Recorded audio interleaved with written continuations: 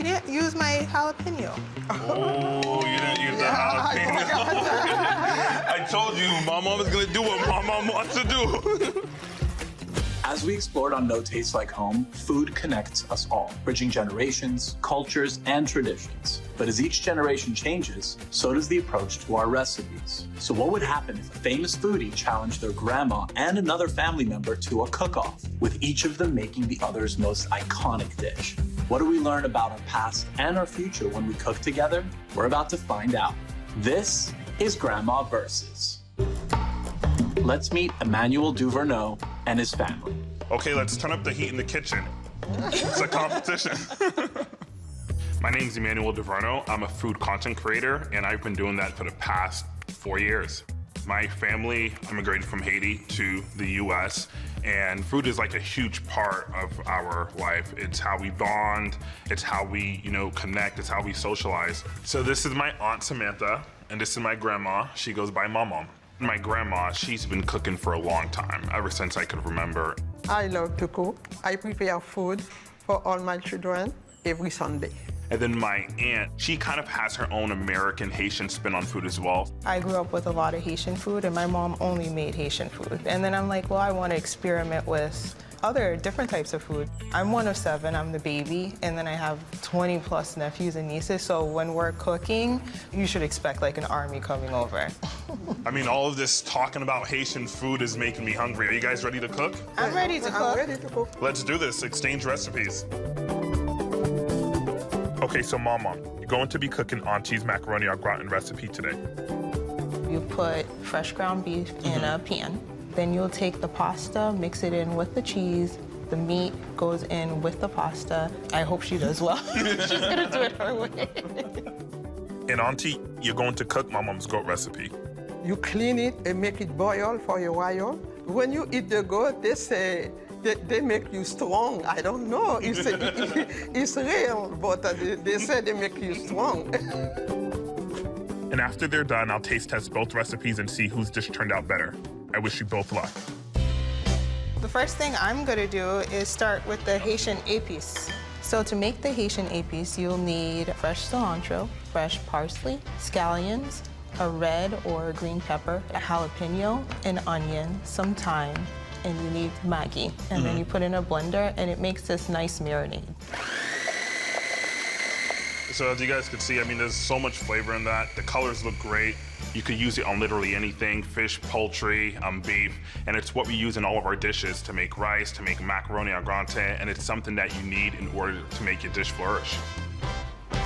Walk me through the steps of what stage the goat is at right now.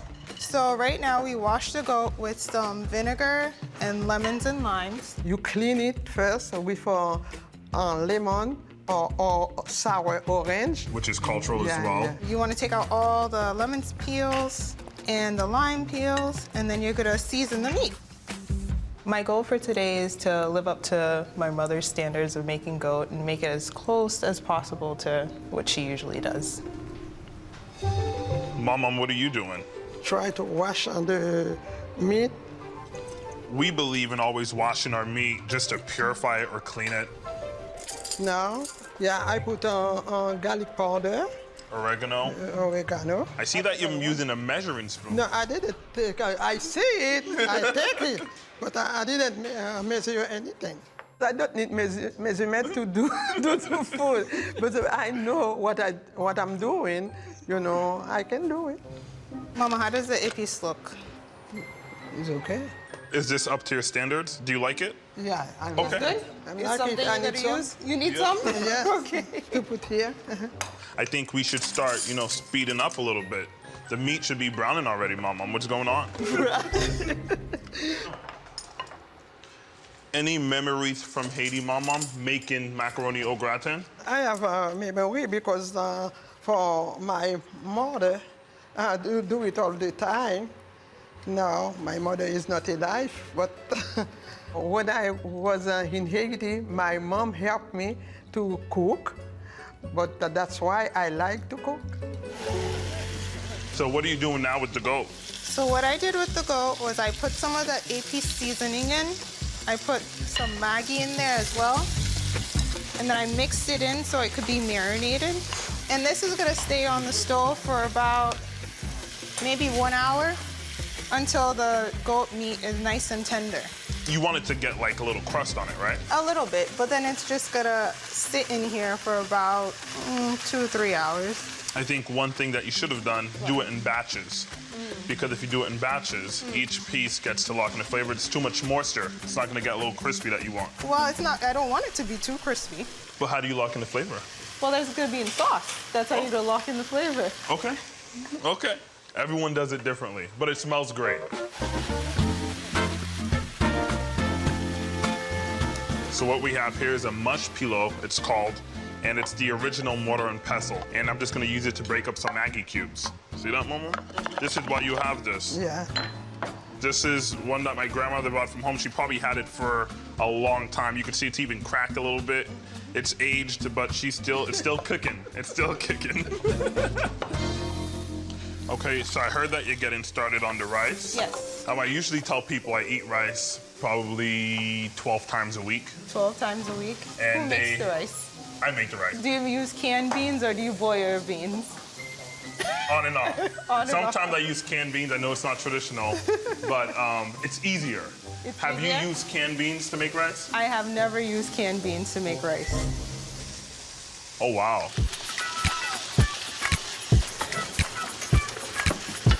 Okay, Mom, I'm giving you another advantage because she got a bigger stove. I'm gonna help you pour this in, okay? Okay. So we're just adding the meat with all the vegetables, trying to brown the meat. But it seems like we may need a bigger pan.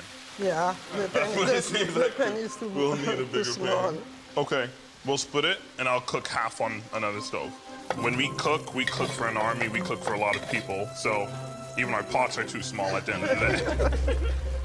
My grandma doesn't really talk too much when she's cooking, and my aunt, she's kind of the same way, but I'm typically always like joking around and poking fun at them and stuff like that. So my goal is just to make them feel comfortable, and part of me making them feel comfortable is being myself. Do you want to dance? No, not really. But I think guess you have- should. I think But you there's should no- dance. I think, okay. no- So we're gonna do 1, 2, cha cha cha, okay? I don't want to do 1, 2, cha cha cha. 1, 2, cha cha cha. In our culture, you know, everyone's always dancing.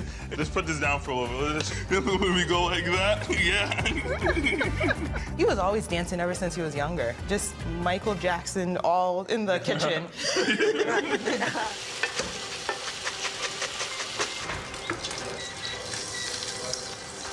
So why did you leave Haiti? I've come here to have a better life. Yeah? The thing I miss the most is my mom house, you know. Sometimes I think about my country, you know, but I feel okay here.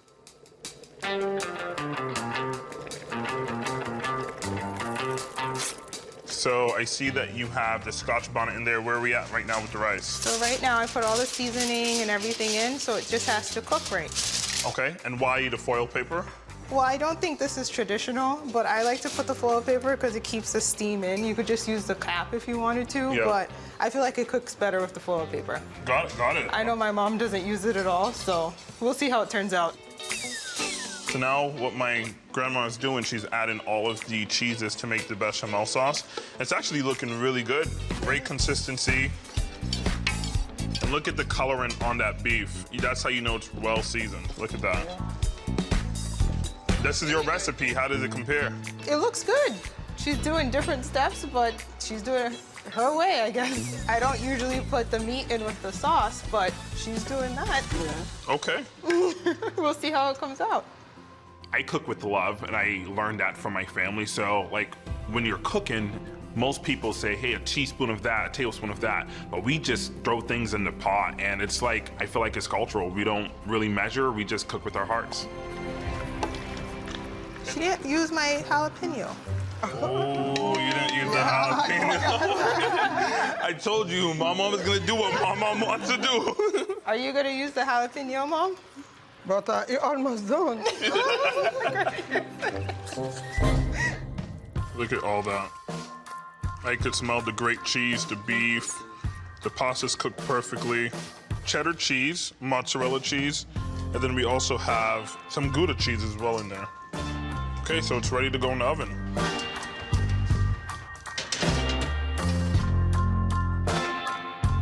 What are you working on, Auntie? I'm gonna make some plantains. This is not feeling right. Mom, how do you do it? You have a little water with salt. You put it inside the water. So you dip it in salt water Yeah. before you fry. When do you salt yours? I don't use the salt water. Usually put salt water. I don't know. Okay, so now it's time to do the first fry of the plantains. I see that you're backing up. Yeah, but I don't want to get hit by oil.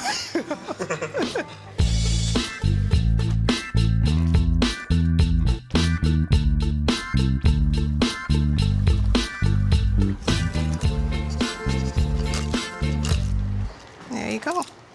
So Auntie, where are we at with the goat? Let's take a look. Ooh, that It looks looks great. really good. So Looks now, really tender. do you want to taste it, E? Sure. Very flavorful, very flavorful. Some people take the tomato paste and then they fry it. I'm just gonna put it in here. I'm trying to add color to it. So right now it has the green color. It's kind of like the color of the épice that we used. I want it to have like a reddish color. You remember the first time you had goat? I've never actually had goat, to be honest. You never had a goat? Never had goat. I want to say I was 10 years old, Mom, when you took Yes, me to 10 Haiti. years old. She took me to Haiti for the first time, and it was a huge cultural shock. So my mom bought a goat. I thought the goat was my pet goat.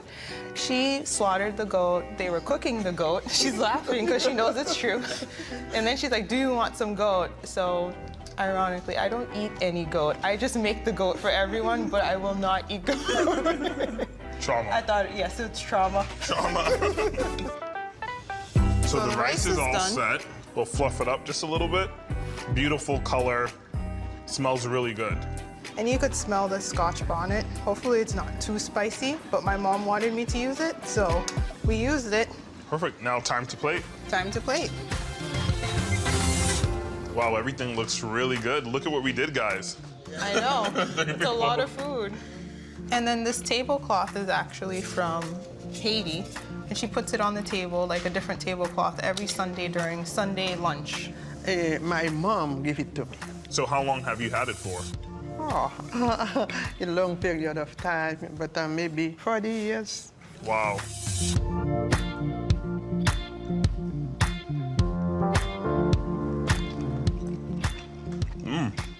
My mom's rice is a little bit spicier because she might pop her Scotch bonnet, but I did not want to do that because I didn't want it to be too spicy.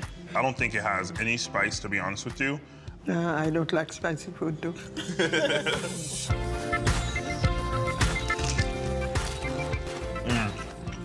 Crispy.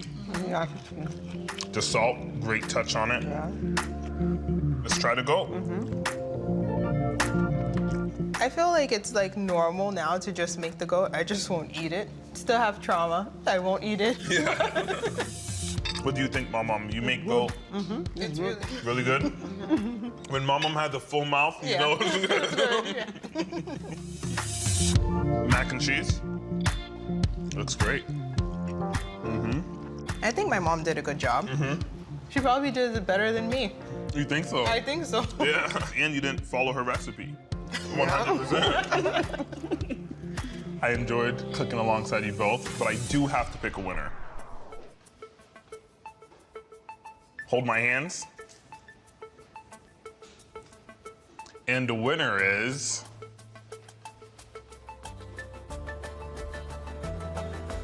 Mom. Congratulations, Mom. Congratulations, Mom. Thank you, thank you, thank you, thank you, thank you. Next time. Next time. I don't know if I could ever like beat my mother, but I'm gonna keep trying. Next time, Sam, you go be a winner. How did you feel preparing to go after your storing your trauma with the goat? I don't think it's hard because cooking for me, like if I see everyone else is happy, it doesn't really, I put my feelings aside. Yeah. So that's what I do for the goat. If everyone wants goat, then we're gonna make goat. I like that. Well, thank you, Mom. And I loved cooking with you, and I love cooking with you as well. So cheers. Cheers. À l'honneur. À l'honneur.